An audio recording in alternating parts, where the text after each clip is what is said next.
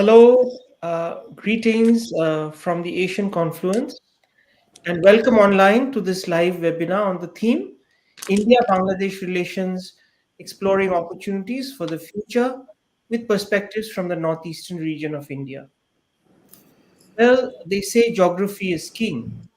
India and Bangladesh shares more than 4,000 kilometers of borders, 54 named shared rivers, and about 1,800 kilometers of those borders are with the northeastern states of India. Tied together in this compact geography, it is agreed that the potential for a win win, vibrant relationship spanning cooperation in diverse sectors such as climate change adaptation, disaster management, economy, livelihood, connectivity, tourism, culture, to name a few, is immense with Bangladesh. At the same time, there is also the baggage of the past. In the aftermath of the recent political upheaval in Bangladesh, as bilateral relations recalibrate, it is probably opportune to go back to the drawing board to define the flavor of bilateral relations and chart the next course of cooperation. How can the security concerns of India, especially the Northeast states, be met? The geography that dictates an atmosphere of animosity and mistrust will not benefit any side. What are the things, large and small, that we can do on each side to rebuild trust in small incremental steps? At a regional level, how can Bangladesh use her strategic position in the Bay of Bengal to become a growth engine and a force for regional good in the entire region while improving the lives and livelihoods of millions of its citizens? To discuss these and more, I'm extremely honored to welcome a stellar panel of experts uh, to present perspectives from India. The discussions is being chaired by the Asian Confluence Governing Council member and a former High Commissioner to Bangladesh, Ambassador Riva Ganguly Das, who's also served as Secretary East in the Ministry of External Affairs. Welcome, ma'am. Welcome, Ambassador Ganguly, to this podcast. We are also joined today by Ambassador Rajiv Bhatia, a member of the Asian Confluence Governing Council, who needs no introduction in the strategic community and whose writings are widely read and quoted, and who served as India's ambassador in Myanmar, among many other assignments. He also was served in the Bangladesh Myanmar desk in the Ministry of External Affairs. We're joined today by well-known columnist and editor of the Shillong Times, a very, very prominent voice from the Northeast, Padma Shri Madam Patricia Mukim. Welcome, ma'am. We are joined today by a very well-known economist, Professor Prabir Dey, whose work on trade corridors with Bangladesh is very well known from the RIS, New Delhi. We are also joined by Dr. Munish Torangbam, the director of the Kalinga Institute of Indo-Pacific Studies, who again is a very eminent scholar on regional issues and hails himself from the Northeast. And we will also be joined by Dr. Smriti Patanayak, research fellow at the Manohar Parrikar Institute for Defense Studies, and a seasoned Bangladesh expert on security expert, and one who knows no introduction in matters related to Bangladesh. Each of them will be bringing their own unique perspectives on the subject in this conversation, which is being moderated by Ambassador Riva Ganguly Das. A warm welcome to our viewers. Please do post your questions and comments in the chat box, and uh, we will try to pose them and address them should time permit towards the end of this podcast. Now, with a warm welcome from the Asian Confluence team, over to Ambassador Riva Ganguly Das to take the introduction as chair to the topic forward and to take the discussions forward. Over to you, Thank ma'am. you. Thank you, Sabya. Thank you, and a very warm welcome to our panelists and all those who have tuned in and who are listening in to this discussion. This is, as Sabya explained in the introduction, uh, the Asian Conference is perhaps the only think tank from the Northeast. Northeast, as we know, is shares 1,800 kilometers border with Bangladesh, and the total border is 4,000 plus kilometers. In a sense, you can say that Northeast is surrounded by Bangladesh, and Bangladesh on its part is surrounded by Northeast. So it goes without saying that Northeast has is an important stakeholder in the relationship. Now, what happened on 5th August has been a major development in the entire region. It has sub-regional, regional impact, consequences. The sudden, unexpected, and violent change of government which has taken place. The then Prime Minister Sheikh Hasina had to step down. Many young lives were lost, and people are still undergoing treatment in various hospitals in Dhaka. We also know that in Bangladesh, change of government has often resulted in retributive politics that is playing out. So it's a time of great political churn in Bangladesh, and I think it will take a little time for things to settle down. And however, from all sides, we've heard people talk about, political leaders speak about people to people relationship. And that is where I think, the people of Northeast and we in Asian Confluence, we are very, well placed to sort of put across those voices. This is a time for us to build trust. It's really necessary to build trust between our two countries, and I think stakeholders such as think tanks, civil society members, students, ordinary people, communities that live around the border can play a very important role. uh, when you look at, people are also talking about the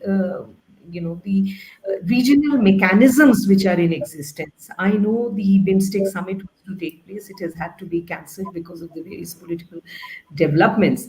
But can BIMSTEC play a role? Can BBIN play a role? BBIN has done phenomenal work in terms of coming up with the protocol and the agreement for movement of cargo and passengers.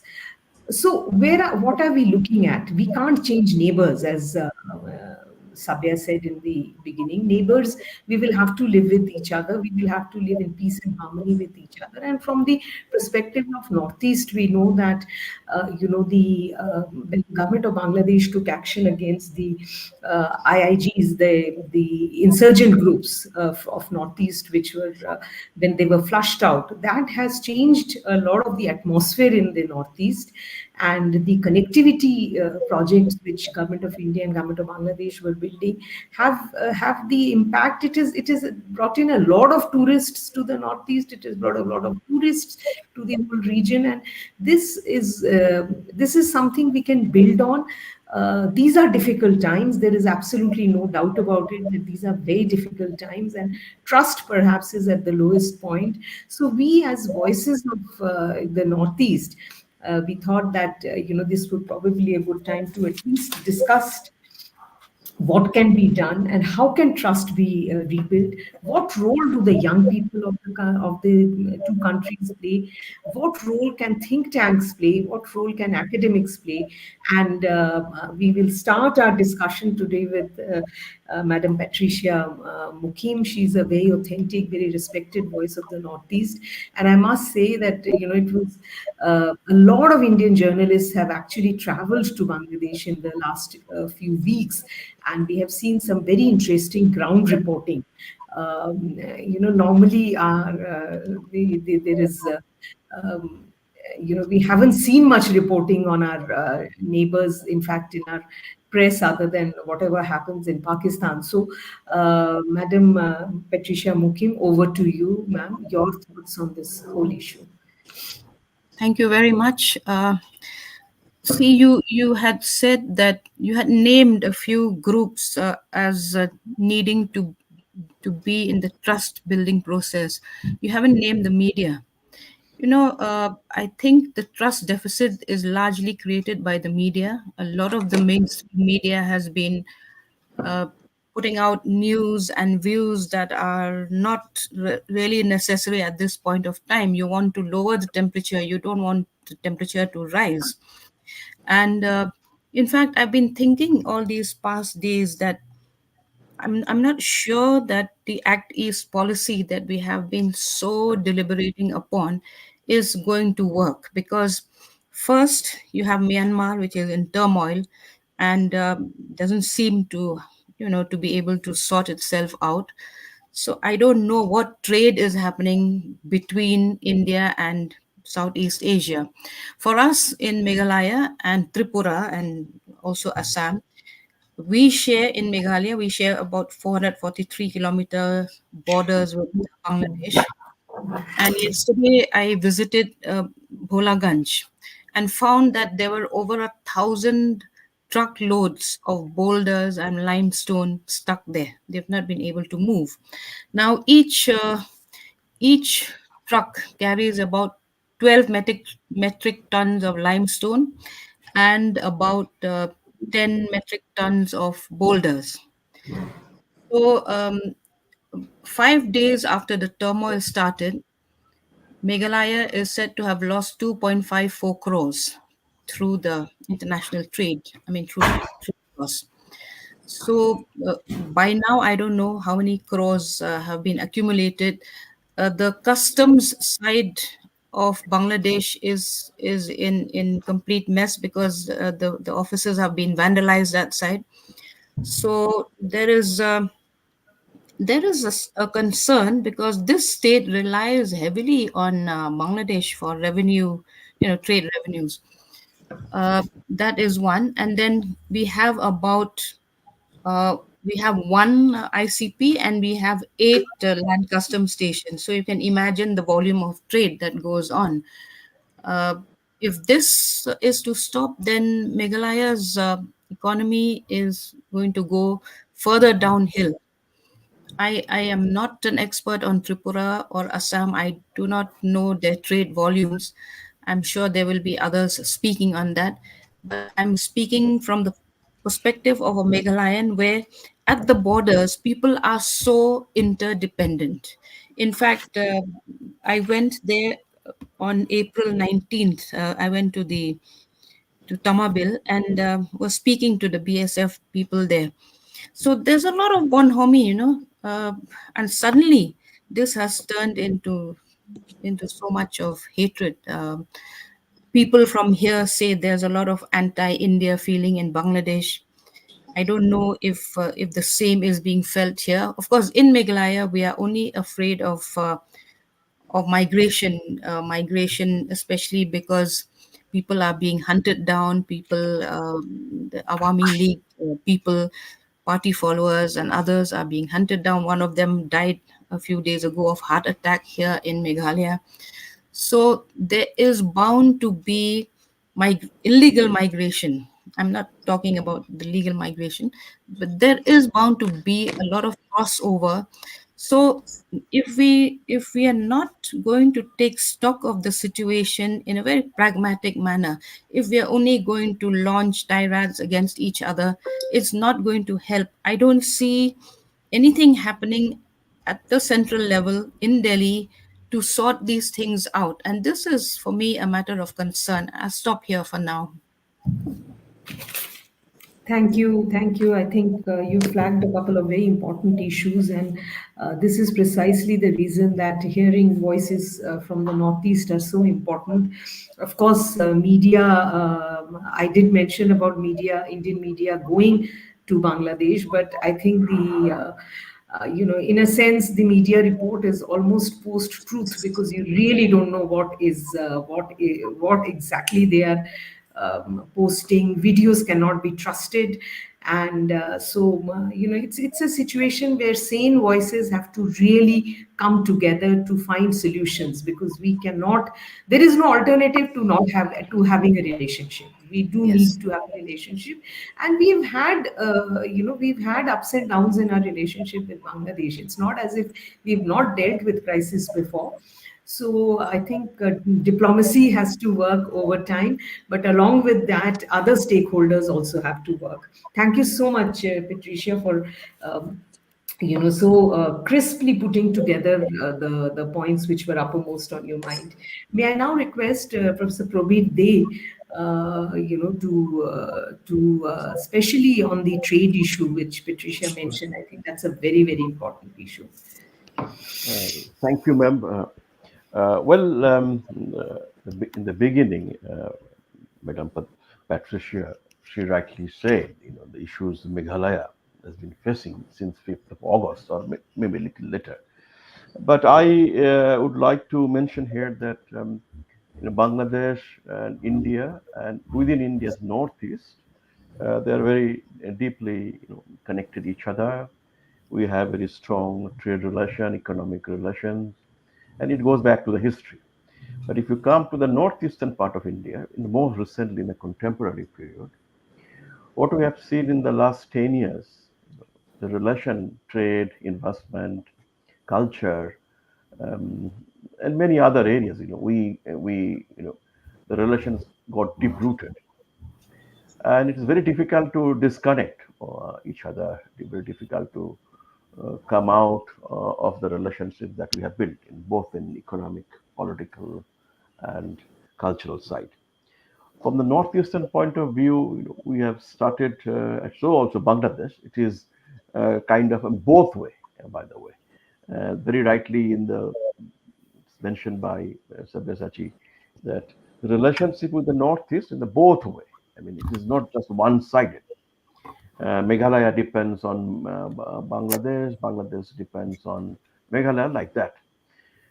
So what I've seen in the last 10 years, that in Bangladesh and Meghalaya's total, roughly I was looking at the data, what kind of trade is happening between the two countries. Bangladesh is having a trade surplus, if I may say, with the Northeast, but overall it has a deficit. And these are the trade is going to exchange of primary goods, not leading into a kind of an over across the border production chains. And that was supposed to happen. But because of the internal dynamics that we are seeing in the Bangladesh, it's getting delayed. Uh, there are 6 ICP across the northeastern region sharing Bangladesh. The latest one is the Subroom. I would request to visit the ICP Subroom, which was Prime Minister Modi inaugurated before the Indian election. And on 14th of August, we are supposed to start the exchange of people, passengers between the two countries. Other side of the subroom is called Ramgarh. Uh, Today it is flooded. The Feni River, which we have seen, in the summertime, we can't even imagine that river can flood it. It's a lowland, and the Feni River is coming from Bangladesh, entering India, going back to Bangladesh again. So this flood, excessive rain, etc., is actually delaying all other formal activities, including really opening of the border trade, opening of the movement of people across the border. That's why I think in northeast Bangladesh trade relation is getting hampered. That's in both sides. Well, another point I'd like to made here that Bangladesh is investing with the Japanese assistance support at a place called Matarbari, the Dhaka, Chattogram, Matarbari, Cox's Bazar. This is the prime industrial corridor. There are many stakeholders. Northeastern part of India, which is Tripura or Meghalaya or Assam or Manipur or Nagaland, Mizoram, everybody has kind of a renewed interest to the development in the Northeast because ports in Bangladesh, like Chattogram, is silted. This is not going to help Bangladesh economy, neither the northeastern part of India. We're both looking for a deep water pocket port and that's why the Bangladesh government rightly developing Matarbari with the Japanese assistance. If the Matarbari ports, which is a scheduled operational, basically in 2020 next year, and why is so important? Bangladesh is elevating to developing countries. Once it goes into developing countries, it needs to strengthen its domestic infrastructure to move its goods which are being manufactured for trade or services, and as well as this will have a spillover to the northeast. Well, now I guess that on the 5th August event and the current scenario in Bangladesh, all are actually gone into back burner. And when this will come back, I really do not know. We'll have to depend on the scenario that is getting unfolded. In short, in my intervention, I have said some part of it on the development cooperation, some on the trade side, some on the investment, and the company like Plan, which is investing in Tripura state processed food. But I seen in the media yesterday news that day before yesterday, their plant, one of the plants actually got burned, which is one of the largest plant in Bangladesh. And of course, the companies, the garments, processed foods, on which Bangladesh has competitive advantage across others. If this kind of things happening, this will have a very strong impact on the Bangladesh economy. There will be an outflight of FDI and many things which is getting up. I'm sure this will be checked and Bangladesh will come back to the normal business. To conclude, ma'am, that well, I'm very much optimistic, as you rightly said, Madam Chair, that in the cooperation there is always you have to be very optimism. There has to be with the journey that we have started with Bangladesh, it's a common destiny. We have a strong culture, strong civilization linkages, strong cuisine, strong food, strong film, strong musics.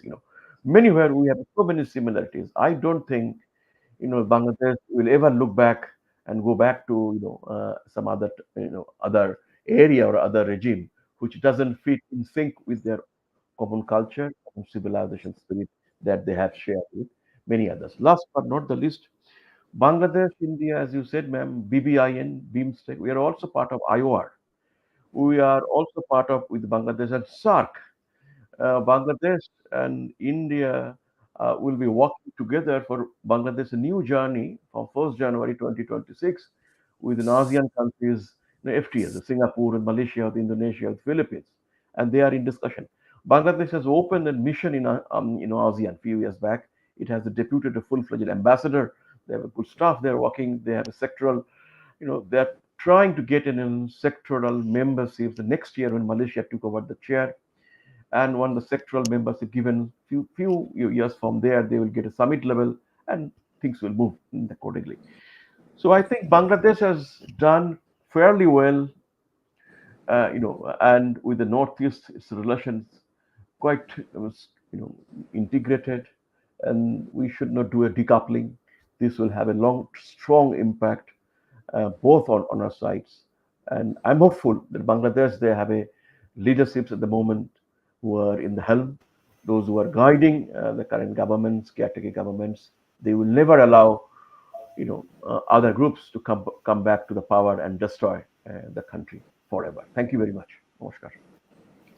Thank you, Professor Prabhete. A very interesting fact you mentioned about specifically about the trade between Bangladesh and Meghalaya, and it's true that a lot of raw material for Bangladeshi industry goes from, I mean, particularly boulders, as Patricia also mentioned, that goes into the cement factory. In fact, when you travel in the border areas, you see the number of cement factories that are there on the Bangladesh side, and so Bangladesh internally has the big economic problem. It did grow very well, almost a decade of 6% plus growth, and now this is a big setback. And I mean, factories are vandalized. Production will come down, and if there is a big impact on RMG sector, that will have a very long term and very deep impact on Bangladeshi economy. So welcome, Smruti, and you've heard part of the discussion. The whole idea of having this discussion is to see how we can build trust, which is probably at a very low point at this point. You have been studying Bangladesh for a very long time, particularly Bangladeshi society, its internal politics. So it'd be good to hear from you what can be done actually to build trust and at this point in time. Thank you. Thank you, ma'am, and sorry for getting a bit late. In fact, I was listening to the earlier two discussion on the economy, and I think currently, when you look at Bangladesh, I think there is a lot of political churning which is going on, and this, the result of this particular churning will be a kind of pathway for what kind of relationship the two countries will have. But I do agree with what Prabir said, that there is a strong cultural, social, and political foundation between the two countries. We have seen up and down, as ma'am was also mentioning, in the life of the two nations, but that is part of any two countries, so that is, I don't find it surprising. I think in the context of what we are seeing in terms of a outburst of anti-India feeling in Bangladesh, because there is a strong perception that this particular government survived because of India's support, internationally diplomatic support. And though many of the people keep on speaking about 15 years, I would say 10 years. It is 2014 election, which was one-sided. It starts from there. It's not 15 years, because 2008 election was a legitimate election and free and fair election. So currently, what I see is this, that, somebody also spoke about the flood in Bangladesh, which many people believe that was done by the opening of the gate. But I think that is a generic public opinion which you keep on hearing in Bangladesh. So any flood, any drought, India has to be blamed.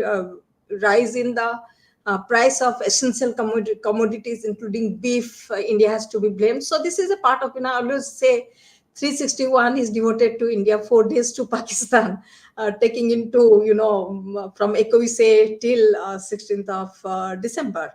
What I see in this current regime is that yesterday I saw also the phone call which happened between, Muhammad Yunus and Prime Minister of Pakistan, Shahbaz Sharif. They spoke about the SARC, which actually, nothing is happening in that front because of India-Pakistan relations. Earlier also we heard, speaking about the SARC meeting also. I think from the government of India perspective, what I understand from the policies is this. I can't speak in on behalf of the government, but what I understand is that the first initial interaction between the two countries have already taken place. And I think it was a positive step for our Prime Minister to have invited Muhammad Yunus to participate in, the G20 Global South Summit, because that also provides a forum. So in a sense, when people say that India generally keeps in touch with the ruling elites, but not with the people, I think our getting in touch with Muhammad Yunus and providing that forum to Bangladesh as a country, we don't. It's not that Sheikh Hasina is not there, so we will not invite Muhammad Yunus. So I think that is one positive step. I think the situation within the country needs to, it is not yet, has not yet stabilized. There is a lot of law and order problem. We keep on hearing from different sources the kind of attack is happening. Like yesterday, somebody also, we mostly concentrated on the minority attacks and attacks on the Awami League supporters. But there has been more than 200 Sufi shrines which has also been attacked. I just learned it yesterday. I was a little surprised. So therefore, this who are behind it, one need not have to speak. It's very, very apparent. And the law and order is actually coming to normal, because as we know, the police forces have joined back. But I see the challenge in terms of the expectation from the interim regime. Many people think that the interim regime is a magic band, will really is a answer to all the challenges Bangladesh has faced in the past, including, for example, depoliticizing the bureaucracy. I don't see that happening. We have seen, in the past 72 to 75, how the politicization of bureaucracy has happened, and it has continuously happened. In fact, the anti-Ershad movement would not have been successful if the bureaucrat would not have decided not to be part of the regime. So therefore, bureaucracy plays a very significant role in spite of the reforms, and replacing some people, getting some other people. All the universities have now got new vice chancellors. But unless and until the fundamentals of this relationship changes, nothing is going to change. In fact, I will just bring in one conversation I had with one of my friend in Bangladesh, one of the editor in Bangladesh. regarding this demand I see, people are, some people, not I won't say it is the elite, some of them, they speak about that India need to recall the ambassador, our high commissioner in Dhaka. So when I ask the question that how does it help if India's policy remains same, the person is representing India's interest. So how does a recall of ambassador will change? Number one. Number two is that from Bangladesh perspective, it may be seen that probably we are not able to establish relationship with all parties. That is a perception. I know the reality that is not true. So therefore, when you recall a particular person, and from the Indian perspective, I think it is a successful foreign policy. Our development partnership, the kind of infrastructure that has come up, and Bangladesh also had multilateralized its it's a partnership, like Pravid was mentioning about Matarbadi port. There is Japan, there is China, there is India, and there is also many other countries. The Americans are also there. So she had multilateralized this entire relationship, Bangladesh's foreign policy. So therefore, the question is this, that though at present the development partnership is actually not going anywhere because of the law and order problem. We saw the statement regarding that, and this is what also in Bangladesh some of the people are mentioning, that the law and order has not yet stabilized, and people have taken advantage of the the upheaval in Bangladesh. So therefore I would say that there are institutional parameter, that is this bilateral relationship has been sufficiently institutionalized, and that should keep the two countries in a good state. If one looks at the bilateral relationship, it's not about India's relationship with Bangladesh, it is also Bangladesh's relationship with India. So people, when they say that let us see how India is going to suffer, they keep on speaking as if India, the narrative which has been spawned by the opposition, especially the vested political elites.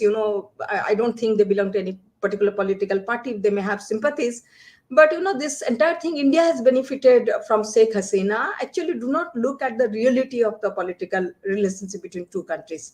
The largest number of visa which India issues to anyone anywhere in the world is Bangladesh. And we saw the demonstration, I think few days back, in front of the VFS, people demanding visa, and some people were also demanding the return of the passport, since India prioritized only those people who are coming here on medical treatment. So when you speak of the people who comes here for medical treatment, it is the subaltern, or it is the common people who come for medical treatment. The elite go to Bangkok and Singapore. Ma'am also knows that. So therefore, this entire question is India has not kept relationship with the people of Bangladesh is something which I do not subscribe.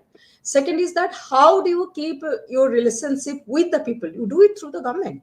You can't just say that we don't have anything to do with Sheikh Hasina or with BNP, but we have relations with the people, because any bilateral relationship is conducted through the government of the day, whoever it may be. So therefore, this is the kind of narrative which is continuing in Bangladesh, and I think things will settle down, and it is a mutual relationship. It is a relationship of mutual dependency, and I think that probably will help the two countries to navigate the current turbulent period and re-establish the ties which people of the two countries have always aspired.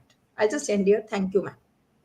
Thank you, Smriti. You have flagged some very important issues, about this whole narrative of India extracting an unequal share of benefits from the relationship.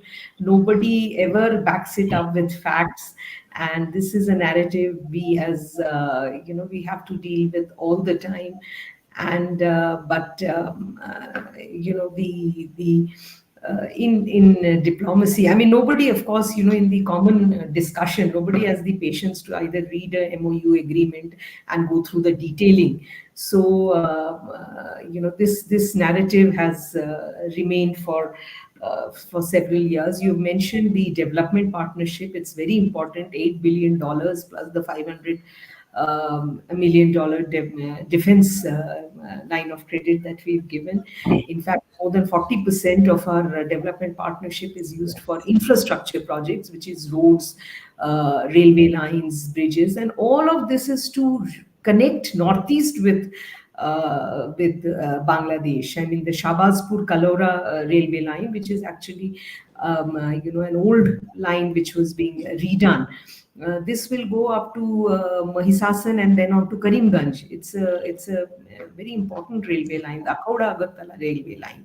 Again, the advantages that are there for both the countries is very obvious. And you mentioned about the visa issue, and I think the ITEC training program, under which thousands of civil servants undergo training in most prestigious Indian institutions like the Lal Bahadur Shastri Academy of Administration in Mussoorie, where all of us undergo training. It's the same Labasna where civil servants go for training, and it's a training which is in great demand. Teachers go for training, judicial services go for training, and police officers do training in India. So it's a very extensive program. Since Ambassador Bhatia has another engagement, sir, may I request you to I'll free you up after that, sir. Your views, and you've been speaking on this also. Over to you, sir. Thank you. Thank you very much, Madam Moderator, and thank you very much, ESCON team, for putting this event together. Just before we began, the question was raised, why this webinar and why at this time? I think the answer is that what is happening in Bangladesh impacts on the neighborhood, and neighborhood literally is partly India's northeast. And therefore, while there have been a large number of discussions at the India-Bangladesh level, I'm not aware of too many discussions that are taking place with a focus of the recent changes on the Northeast's relationship with Bangladesh. So I think it's a timely event in that sense. Let me share with you that yesterday there was an extremely insightful dialogue at Vivekananda International Foundation in Delhi, where External Affairs Minister presented a masterly commentary on a new book by Ambassador Rajiv Sikri on India's foreign policy. And there the minister, referring to the author, said that Bangladesh is India locked, and northeast region of India is Bangladesh locked. I would go to the extent of saying that northeast region of India is both Bangladesh locked and Myanmar locked. And therefore, while India-Bangladesh relations have a much bigger dimension, the northeast dimension of this relationship occupies a very significant place in that larger picture. We know that the specific northeastern states plus West Bengal cover the borders of Bangladesh, and then there are specific northeastern states that touch on the borders of Myanmar. The central point focusing on Bangladesh is that the country is in a churn now. It is in a transition now. We all know that the old political order is dead, but we don't know what the new political order will be. And that is the reason why there is a mixture of concern, apprehension, hope, and advice for realism on both sides of the border. We have in other platforms discussed threadbare as to the meanings and implications and repercussions of the recent change in Bangladesh. The scholars don't agree how to characterize it.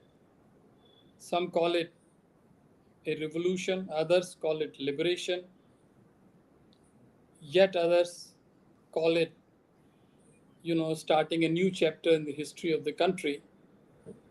And yet others have also claimed that this is nothing but a regime change on an interim basis. Indeed, the present government is called interim government. And therefore, the next 2, 3, 4 years, what kind of political system comes in Bangladesh would be very important, not just for India, but also especially for our northeastern states. On top of that, I think we all know, those of us who have had the opportunity to connect with Bangladesh, either officially or non officially, that there are several political streams driving the Bangladesh polity. There is the Bengali cultural nationalism, there is secularism, there is Islamism, and there is also very much a strong constituency of moderation. So, looking at the history, the complex history of the nation, right from its birth to now, one can say that there are apprehensions whether the nation will turn uh, patently Islamic. At the same time, there is a very strong hope and realistic hope that moderation and secularism and inclusiveness would assert itself. We are only just not even a month away from the upheaval, so it is advisable for observers and scholars not to commit to a decisive verdict or judgment at this stage. We have to leave it to the people of Bangladesh. We have to have faith in their sense of goodness to give a direction to their own country, and then it will depend how the future pattern of India Bangladesh relations develop. But then, talking of the relationship, I think I would like to highlight two basic aspects on a day to day basis. One is the security pillar, and the other is the development pillar. Because we are contiguously located, security is very important. Security relates to the trans-border flow of goods, peoples, drugs, arms, crime, terrorism, and what have you. Clearly, it is in the interest of both sides to have a well guarded, well regulated border so that the flow helps both sides. The first speaker talked about the blocked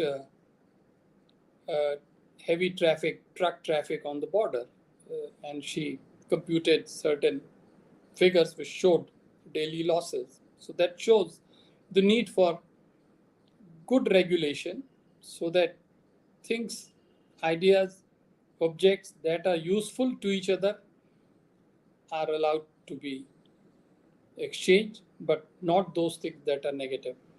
And the second pillar, economic cooperation, on which the authorities in India and Bangladesh worked very hard for the past many years.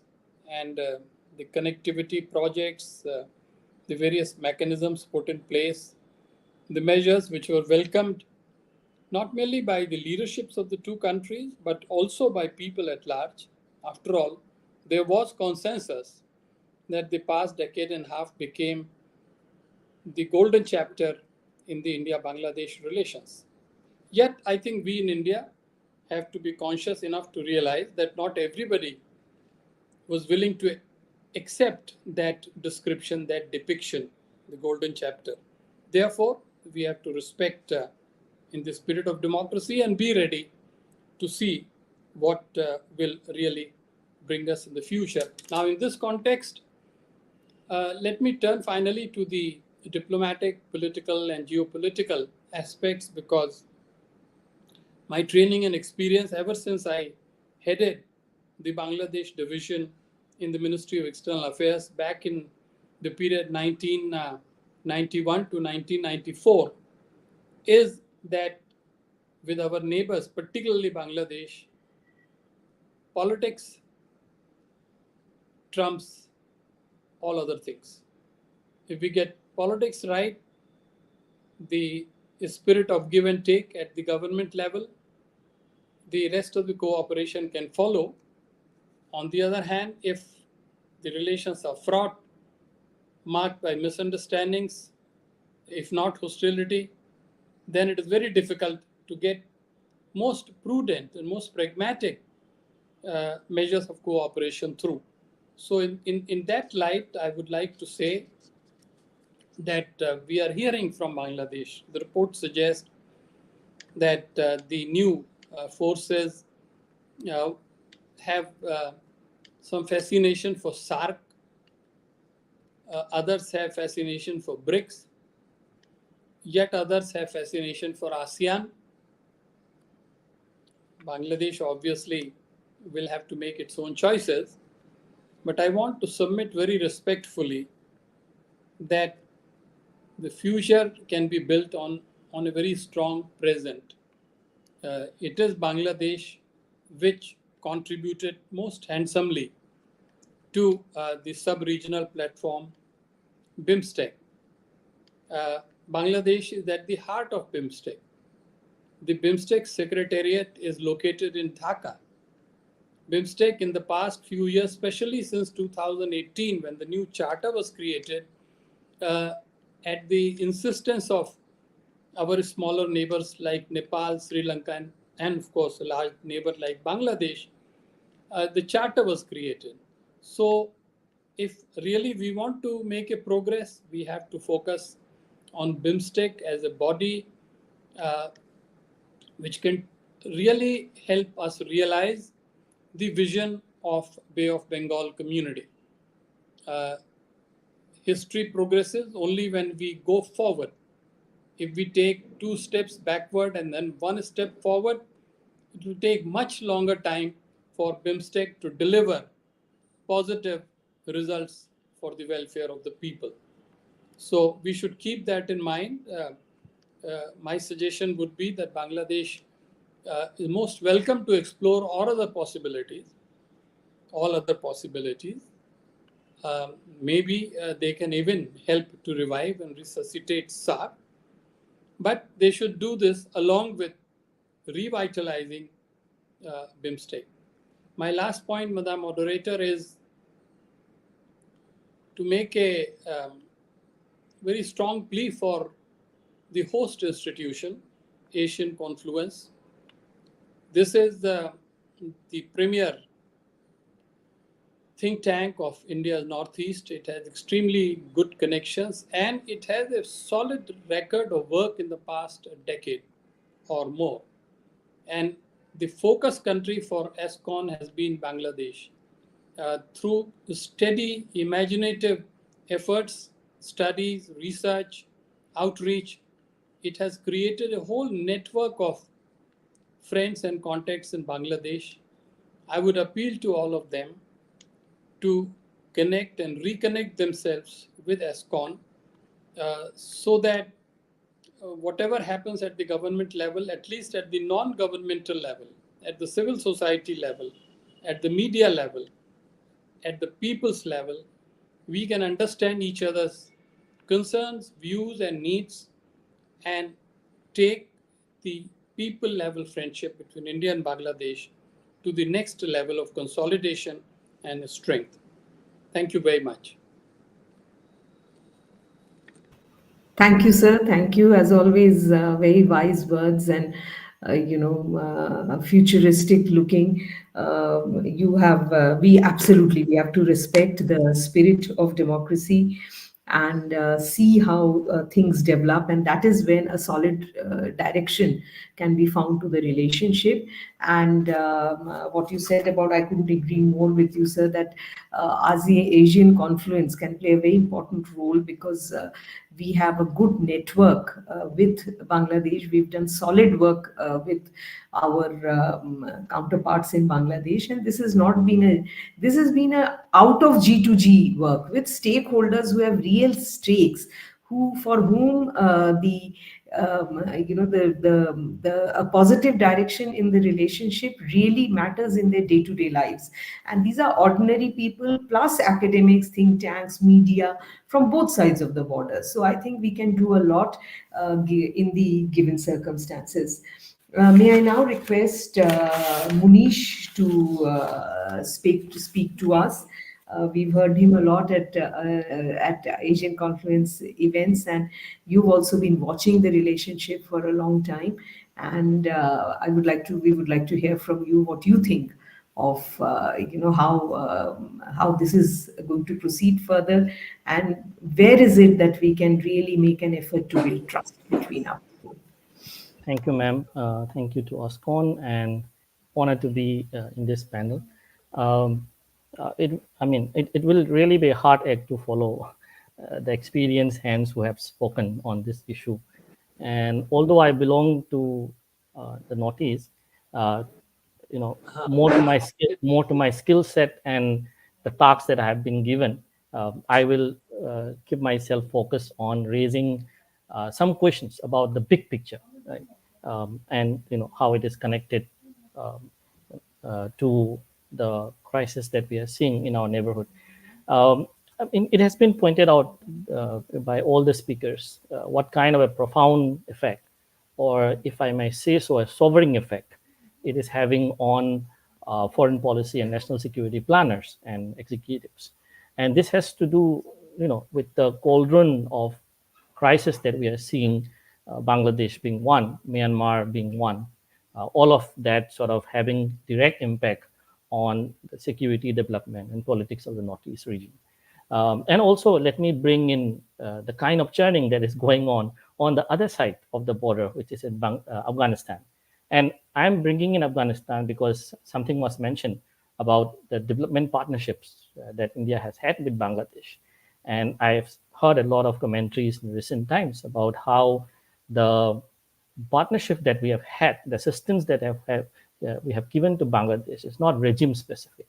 And I think that has to be put out more frontal, that unless the regime that comes in wants to really overrule and undercut all the developments that had been done in the past, the kind of infrastructure development, the kind of assistance that which is given, it should outlive like different regimes. And I think that is uh, the whole purpose of development partnerships. I think a lot of has been mentioned about geography. I think it's important to understand this also, the element of subgeography, and that's where we talk about Northeast. And I would here bring in, apart from the continental stuff, the maritime geography, right? Praveda mentioned about it, about the ports and all those things. And I think there are three angles to the maritime problem, which is not the problem, but let's say the dynamics, which is one, you have the military part of it, which concerns naval bases. And, we have heard a lot of conspiracy theories in recent times about American angle into it. Then other end, you have the maritime aspect, which has to do with trade and transactions, the merchant sort of thing. And the other part, which is the problem part, is the illegal arms trafficking route. That of course Bangladesh cannot be the role. I mean, the geography of Bangladesh cannot be undercounted in that sense. We have many examples of that relating to the arms trafficking issue in the Northeast as well, right? So the geography is really interesting. Also, the history part of which is that a lot of is mentioned about the word called churn here, and I think it's really important to reflect on it. That Bangladesh essentially is a fairly young sovereign identity, right? It's not a very old country from the Westphalian sort of understanding, and I think it is going through that churning. How Bangladesh hasn't had many leaders, right? There's a couple of like leaders who belong to the same families, and we haven't really seen that definitive churn in Bangladesh yet. And I think whatever this crisis projects is a part of that churning that this young, sovereign identity of Bangladesh is going through. then I think I'll raise another question, which is that it's interests, which it interests me as a student of geopolitics, that how come a Bangladesh, which till some months away was being projected as this poster child of growth, of South Asia, a Bangladesh which was projecting a new international profile, an Indo-Pacific profile, perhaps the only country in South Asia and in the region to actually even come out with an Indo-Pacific outlook paper. How does a country like that go into a crisis of this sort? And I think it's interesting from a historical angle also to look at, like, does growth also bring in new aspirations among the youth in Bangladesh, right? And I think we need to also look into the dichotomy between GDP growth and unemployment, or the lack of employment. That GDP growth doesn't really sort of tell the whole picture. That you can have aspiring youth, so-called the demographic dividend, which goes in a different direction of expectation. And I think that we need to really understand that. The other part is, and this has been written immensely in the media, and I definitely agree with Patricia Kong's comment on the role of media in this, that uh, you know about foreign impact of great power politics, right? And I think it's important for us to understand the second order effect of great power politics, which are not done with a specific purpose on Bangladesh, but the churning again of great power politics, which is happening in the region, can have a second order impact on certain countries. And I think we need to be prepared for that. I think here, I think again point out, the point of our grand strategy in India, which is that, okay, we talk about global aspirations, we talk about betting for the global South, but what is our South Asia playbook? How we can align all of that.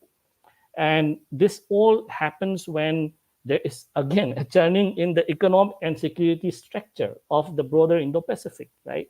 Which is inherently shaping and reshaping how we theorize and how we practically sort of practice international relations.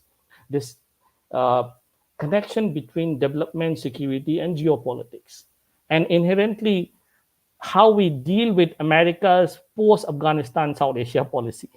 America is free from Afghanistan, so it has a lot of thinking to do about what is going to be its South Asia policy post 20 years of Afghanistan. Will it create more development partnership, or will it create more mess and more conspiracy theories, as we are seeing in Bangladesh?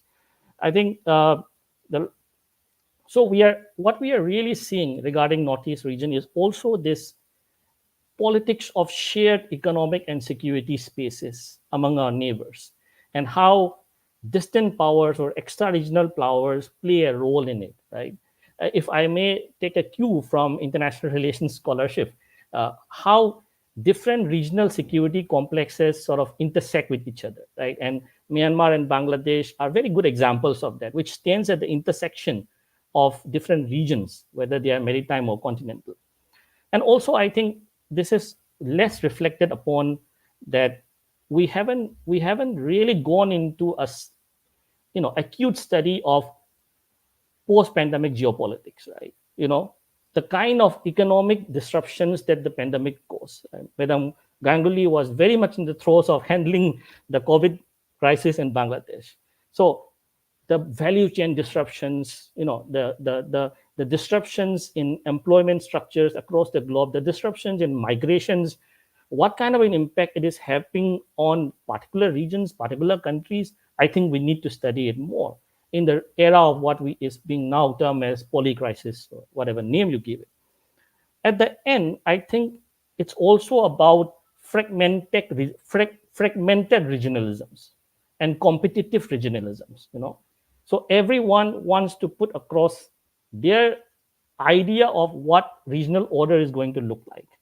And I think Bangladesh, as the geography, stands at the very intersection of this competing regional orders that are spearheaded by the Americans, by ourselves, by the Chinese. How much of that is going to be aligned? My last point is that a crisis may attract a lot of interest-seeking players, right? Whether they are regional or extra-regional. So what happens in Bangladesh might be in the short term of interest of certain players. But let me point out that a crisis in Bangladesh is not going to be in anybody's gain in the long term. And I'll end with that. Thank you. Thank you, Professor Monish. I think what you say about Bangladesh being a young country and having identity. The churning is also part of an identity issue. I think that's a very important issue that we need to recognize. And I feel that even though we live in such close proximity, we sometimes really don't know enough about our neighbors. We don't do enough, real deep understanding of our neighbors, and especially in the case of Bangladesh. I think it's very important to understand the changes that the society is going through, the changes, the identity issue, the Bengali issue, the Muslim issue. As it is famously said that our Bangladeshis, they themselves talk about it all the time, whether they are Bengali Muslims or Muslim Bengalis. And things like and the big issue of the young people who have spearheaded this movement, who are now in the government. And what do they think? I think we don't really have much idea of where are they coming from, what are their aspirations, and how do they visualize, because the future is theirs. Let's accept it. They are the young people. The future is theirs. They're going to build this country. And depending upon, as the Ambassador Bhatia said, that depending upon how this turns out, that will give the shape to our relationship. So from every angle that we look, this is a time of big change. This is a time where whole Bangladesh is going through a huge churn in terms of both its politics as well as, I think, in terms of its society. So this is we will have to wait to see how this turns out. And in the meanwhile, we also need to perhaps understand what's going on a little better. I would like to ask Sabya and Pradyum if there are any questions, because then we can devote the remaining part to any questions from the audience, or otherwise we'll have a little discussion. I see Ambassador Bhatia had to leave. I understand that Patricia also has to go in about 10-15 minutes. I would definitely like to request her to give some comments at the end. But Sabir, do we have any questions right now at this point? Yes, ma'am. Maybe I can just read out a few questions. Yeah. Well, so we first of all, I would like to acknowledge that we have also here, attendees who are watching this conversation from Bangladesh as well as Myanmar, and welcome to everybody here. There is a question on how does China and India work and grow together for regional peace and security amidst the global power transition. And I will give you one more question, maybe, and then uh, Chair can.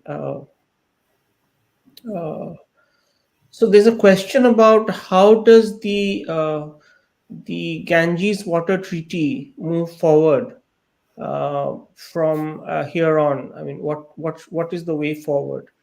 That is another question. Maybe, ma'am, you can take these two questions, and then I will be sifting and passing one of in the meantime for the time of the remaining time that we have. Or would you like me to give a few more? Yeah. So, how does India and China work together for regional peace and security? I think clearly we are living in a world where we are seeing an aggressive rise of China. China has, made huge inroads in Bangladesh. They are doing a lot of big projects, though it is much less than what was announced during Xi Jinping's 2016 visit of $24 billion. And the the role, the relationship of India with Bangladesh and Bangladesh with China are completely different. I think we are close neighbors. We share a long border. We have ethnic, historical ties, which are, which China does not have. They're far away, and and they have. I think they have.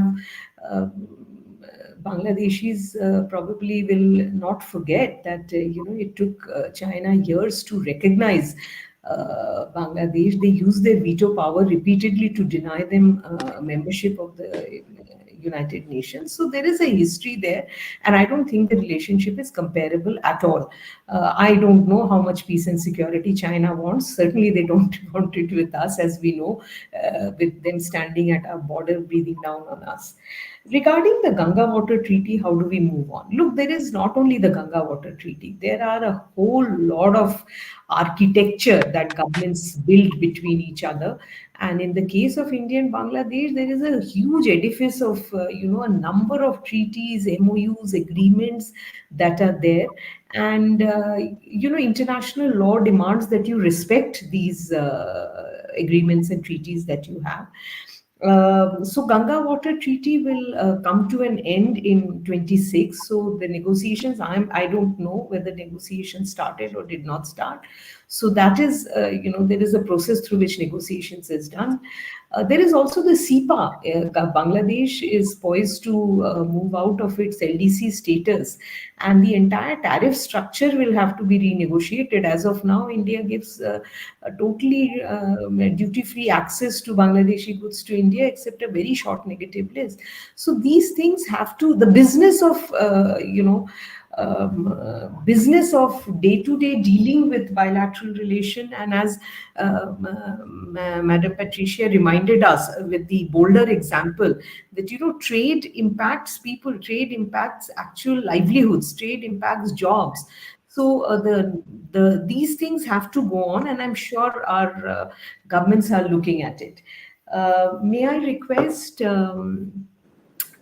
Patricia, since she has to go, if you have any comments on what you heard so far, and if you want to add something to your initial comments. I really want to thank the other panelists because I've learned a lot from them. Uh, so my concern is that if we are sharing 54 rivers with Bangladesh, uh, I mean, do we really have a robust river policy vis-a-vis that country? Because I think this really needs to be sorted out. India gets blamed every time there's a flood, and yesterday I was watching from the top and could see so much of Bangladesh underwater.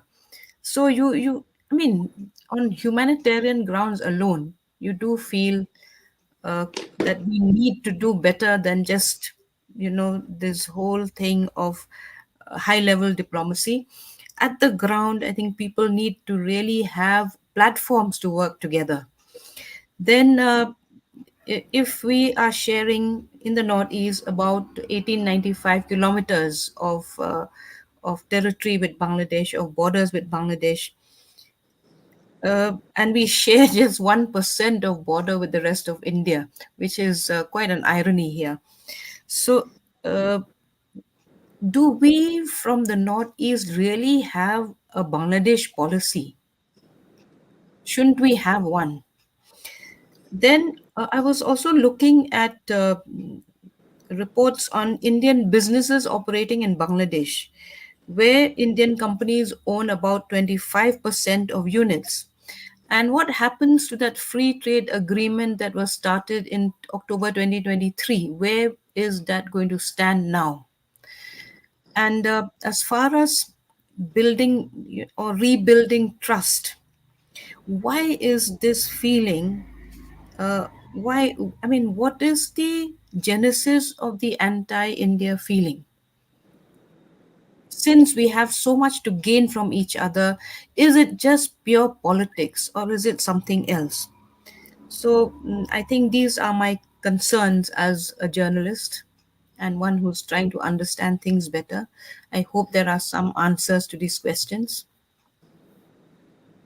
You, Thank you, Madam. I think some very important issues you have raised. I think I'll go to all the panelists to give their comments. Unless there are more questions that you want to share with us, Sabya? Oh, no, I just wanted to flag, well, I think two questions from Saeed, Muntasir, Ridwan, and Rifat Khan about, again, echoing what Kong Patricia just said, that, uh, what are the entry points? I think Said Muntasir put it well. Entry points for greater collaboration with India and Bangladesh based on the ecological realities, and I think that we have, as you know, been talking a lot about these in our Nadi forum. But that's what is the way forward? I think that has been one of the questions. So several questions on those lines, maybe some of the panelists can elaborate. Okay, so it clearly looks like, those who have joined in, the two questions that I saw flashing on the screen. One concerns the ecological issue and, the river waters, as Patricia also mentioned, that we have a Joint Rivers Commission. The River Commission did not meet for 12 years. It met only 2 years back after a long gap of 12 years. So, institutions that we build also need to function. And of course, there are many reasons why it doesn't happen. And river water sharing, the political will has to be there. That's the most important thing in any bilateral relationship, the political will. And also, as the environmental issues there, the climate change issues are there. These are issues you cannot divide by boundary. These are Yeah. issues you have to deal with together, and maybe you will get better results if you do more. If you look more at the community that is getting affected, and if you do, everything does not have to be big mega projects. So I think there is a lot of scope to work as far as environmental issues are concerned, and the community, and climate change, especially from cropping patterns to use of water to overflowing rivers. I think there are plenty of issues, and we can have our hands full with that. So maybe I think in a flash I saw something about BIMSTEC, and I think Ambassador Rajiv Bhatia has very nicely explained that there are many regional groupings that we can make use of. And I think in case of BIMSTEC, because since I've personally dealt with BIMSTEC also a lot, BIMSTEC has done very good work at the level at which the architecture of cooperation is done. Take for instance the master plan on master plan. Probir would remember the exact name of the master plan. Please, master plan on transport and communication, on which, at the request of Bangladesh, actually it was made into a dynamic document, and it's a very interesting document which talks about how the whole region can be connected, and experts have worked on it. And these are the charter was a big achievement. The charter is now approved. It is there for us to as a guiding force. So I think there are platforms through which we can collaborate. I will not take more time. I think I'll go around once again with our entire panel. So, sir, since you have to go to another meeting, may I request you to say your concluding words, and if there's any advice also for ASCON. Well, thank you very much. I think I really am happy that there's been a flurry of questions, and there have been questions also from one or two panelists themselves. I think one question which indeed is of immense importance for us in India is what Patricia raised. Why is there such negativity in Bangladesh towards India? This is a question that we need to really reflect on, especially because, in contrast, there is a great deal of positivity in India towards Bangladesh. First of all, India is fully aware that gratitude is not a currency that works in foreign policy and diplomacy. But every Indian child who has studied history of that period knows that India took massive risks and India made huge sacrifices to help in the birth of a new nation. And since then, India has always been at the forefront to try to assist Bangladesh. The hostility that we sometimes feel in Bangladesh uh, is obviously in a neighbor which is in size and population smaller than India. But more importantly, there is, as we know, a fundamental schism in the Bangladesh polity. I don't have to define it, but perhaps that antipathy gets explained there. My central point is that here we are in ASCON, not indulging in politics, not indulging in any name calling.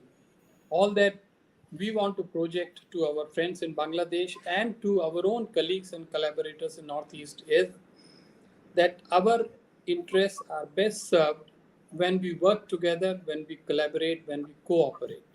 And that is our plea is, I think after today, we will try to motivate and encourage ESCON to revive the contacts, make new contacts, and think in terms of holding some interesting people to people activity. And I very much hope, sincerely, that the authorities on both sides of the border may come forward and support those activities, because everything cannot be left to the governments.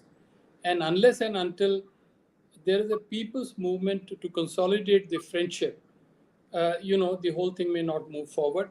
This is my message, and I hope perhaps the panel agrees to it. Thank you, sir. Thank you. May I request Professor Probit Dey to reflect on the various questions issued? Right. Ma'am, there is a questions by Noreen Akhtar Chaudhary. I won't be able to answer the first part of it, but second part, which it was stated that whether this turmoil, which is in Bangladesh, this turmoil, can be seen as a barrier to India's growth as South Asian power. I mean, if I may look at it, is in the spirit of the economic power, certainly it affects us, in terms of uh, slowness, in terms of stopping the journey that we were doing, stopping somewhere, unscheduled stop, because we never thought that 5th August is kind of violence and things that has erupted and going on in the country will be in so much in intensity. So, answering that second part, I think this will certainly have an impact both on us, and it will have a spillover on South Asia, BBIN, BIMSTEC, so on and so forth.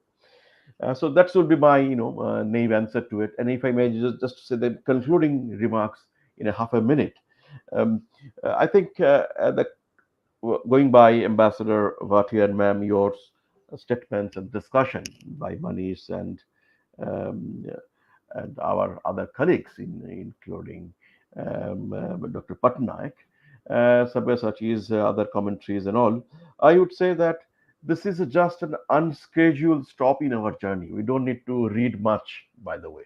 That's what I. The journey will continue. Maybe we are going we'll be going in a different path. Bangladesh, the kind of mandates they have and the commitments they have made, and their journey, as a developing nation from 2026, I think they need to push up their economy, more and more, mandates with them. And so if they don't do it, their economy will suffer, their currency will have a huge setback. They won't be able to meet the demand for the global world during Christmas time. The beautiful shirts and garments they produce, they won't be able to provide many things across the world. And Bangladesh economy, by the way, is trade driven and export driven, and they do a lot of imports to do a lot of exports. So they need infrastructure, border infrastructure, maritime infrastructure, all in up in place. That's we have been writing and telling, for which they need in India very much. This is a neighbor that has helped them build their infrastructure inside through our development cooperation to our private sector. I give an example. There is a company who has invested in Bangladesh. It's called Imami from Kolkata. And I was reading Mr. Agarwal, who is the owner from Kolkata, his interview day before yesterday in Telegraph. He said that his factory is heavily affected because of the things, and but see his spirit. He said, "I have no plan to take out my investment out of Bangladesh. Things will be better." So as a real person who's invested there, he is in hopeful. We have to be. And the projects that have started, and you very rightly said, they're elevating the developing countries, all trade scheduled to be renegotiated. We have to complete our SEPA, we have to complete the trilateral that they are doing in the Japan and other countries. The huge, the strong list of things they have to do. They should come back to the business, and I'm sure, and there are good people there, and we will see a better Bangladesh very soon. Thank you, ma'am. Thank you, Praveer. Thank you for your perspectives. We have exactly 10 minutes left. So I'm going to give 5 minutes each to you, Mani, Munish, and Shruti. Maybe, Shruti, you can answer some of the questions which have been asked and your thoughts on the discussion and the way forward. Thank you, ma'am. I think, this question about river, always comes up. And I think the sharing of river water has always remained a challenge between India and Bangladesh. And the recent flood for the common man, when water comes from the upstream, obviously they don't understand the technicalities and all. And there was also, I think, one media report said that the flood information was not provided by India in time. So there is a lot of misinformation is also going on. One really does not know whether that is the truth, or because I saw the MEA coming up with a statement regarding the flood in Bangladesh. So river water is one thing that can divide the two countries and also can bring in the two countries in terms of if they get into the basin management, a broader, rather than just concentrating on the river water sharing.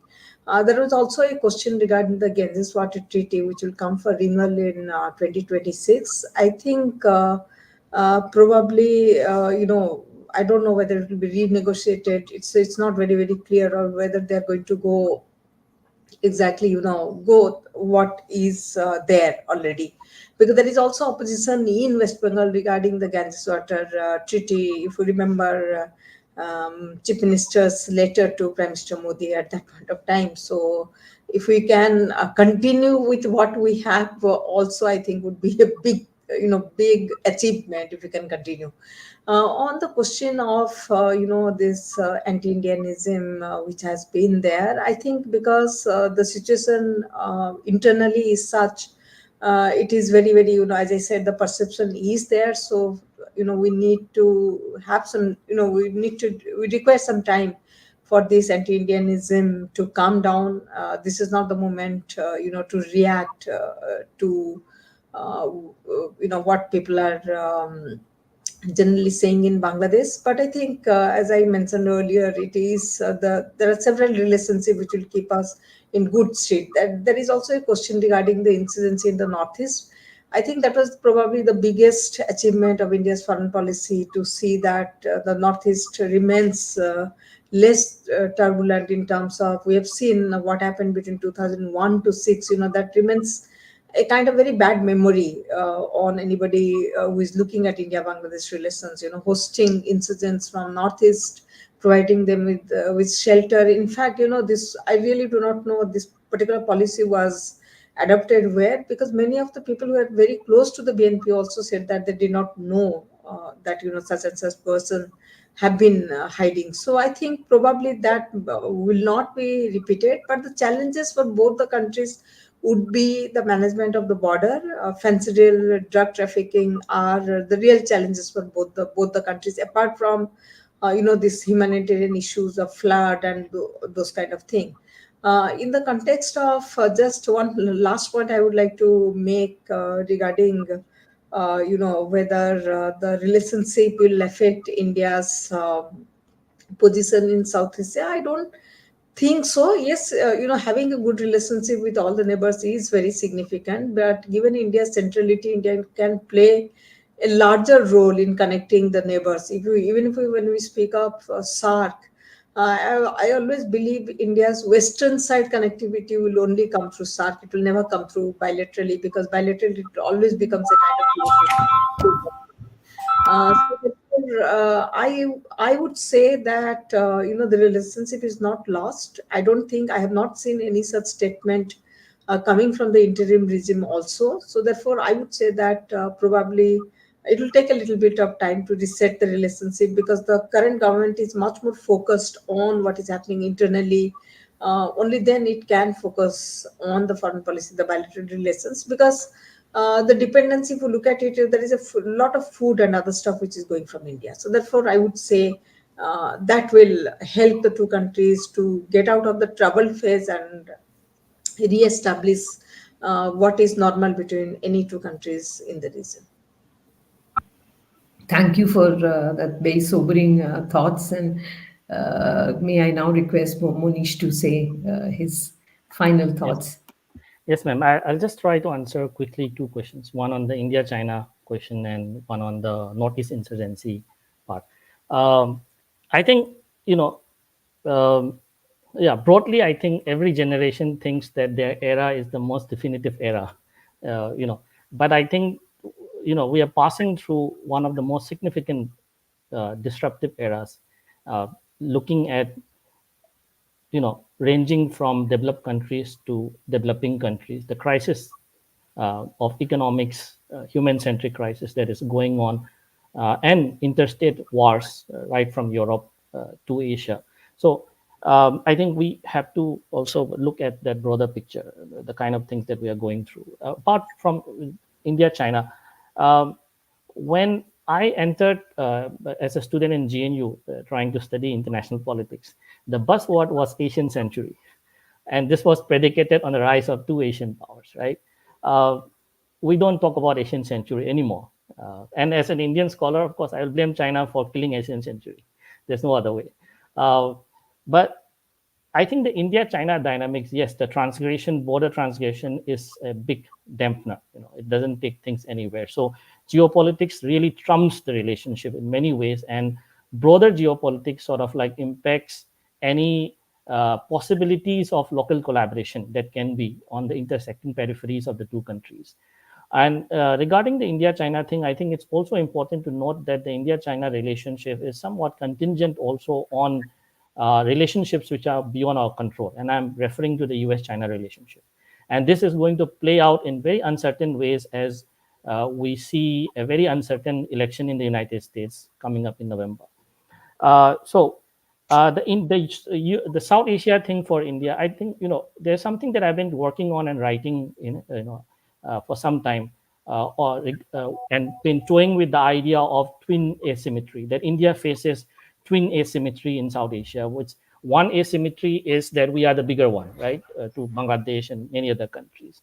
The other asymmetry is that we do not have the kind of resources that China provides to is able to muscle up in many of these countries. So how do you break out of this twin asymmetry, is something that I think we need to really think about as Indian thinkers, I think, so scholars. So the last point about Northeast insurgency, um, uh, I will repeat Smriti ma'am's point, that you cannot negate the fact that the regime that has just lost power in Bangladesh, uh, a lot of progress has happened as far as arresting insurgency in the Northeast is concerned.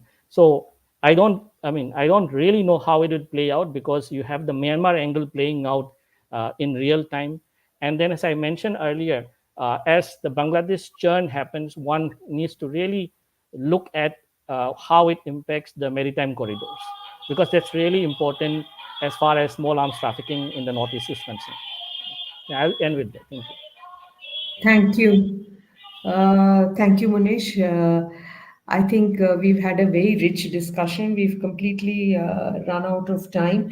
And I think what Smriti and Monish both said on the Indian insurgent groups, we have to remember that, last decade has been peaceful for the Northeast. In fact, at a big India-Bangladesh event in Assam, I remember the chief minister started by saying that we should thank the government of Bangladesh for the high growth that we are seeing in Assam right now, because that was very, very important for the Northeast. We should also not forget that we the land boundary agreement that was signed between India and Bangladesh, and the maritime boundary agreement, that in which India lost some of the claim that it had made. So India accepted an international arbitration award. So we don't only play lip service to rule of law, we actually accept it. In the land boundary agreement also, we got less land than we handed over, but it was, it's a remarkable example of political will which was shown by both the governments, and a very major problem of our bilateral relationship was resolved.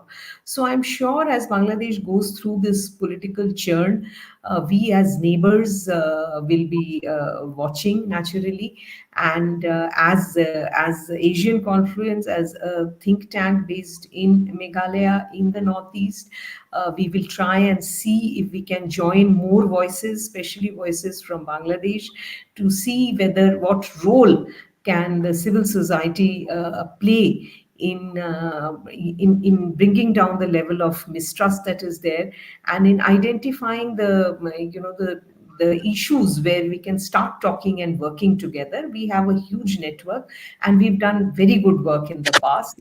And I'm sure the two, the governments are also at work. These are difficult times for Bangladesh, and this is a very, very, this is, we would really hope that things settle down in Bangladesh. Their two priorities definitely are law and order and bringing the economic stability back to the country. So with these words, I would like to thank all of you, you wonderful participants, and the panelists who have had such a rich discussion we've had. And thank you, Sabya, thank you for your team for putting this together so smoothly. Thank you all. Wish you a pleasant day. Thank you, ma'am. Thank you. Thank you very much. Thank you.